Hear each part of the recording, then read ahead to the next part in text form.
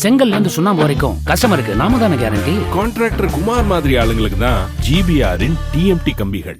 புதுக்கோட்டை மாவட்டம் கோபாலப்பட்டினத்தில் மளிகை கடை வியாபாரி மர்மமான முறையில் தலையில் பலத்த காயங்களுடன் சடலமாக மீட்கப்பட்ட நிலையில் உறவினர்கள் மீமிசல் கிழக்கு கடற்கரை சாலையில் மறியல் போராட்டத்தில் ஈடுபட்டு வருகின்றனர்.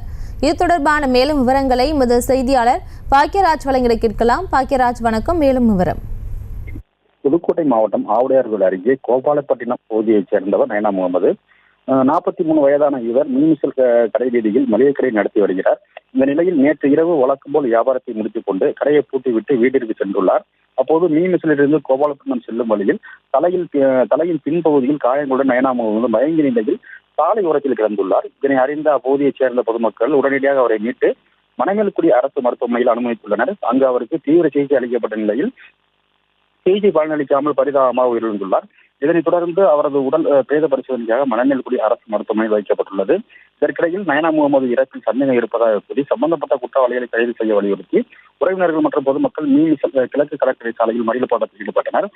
போராட்டத்தை தொடர்ந்து சம்பவ இடத்திற்கு வந்த காவல்துறை கண்காணிப்பாளர் கௌதமன் போராட்டத்தில் ஈடுபட்டவர்களோடு பேச்சுவார்த்தை நடத்தி உரிய நடவடிக்கை எடுக்கப்படும் என உறுதியளித்தார். இந்த உறுதியளிப்பை தொடர்ந்து போராட்டம் தற்காலிகமாக கைவிடப்பட்டது. இந்த சம்பவம் குறித்து மீமிசல் காவல்துறையினர் விசாரணை மேற்கொண்டு வருகின்றனர். இதனால பரபரப்பான சூழ்நிலை நிலவி வருகிறது.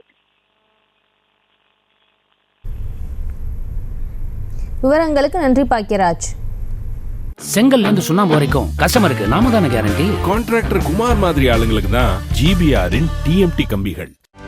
செய்திகளை உடனுக்குடனும் துல்லியமாகவும் தெரிந்து கொள்ள சப்ஸ்கிரைப் பண்ணுங்க.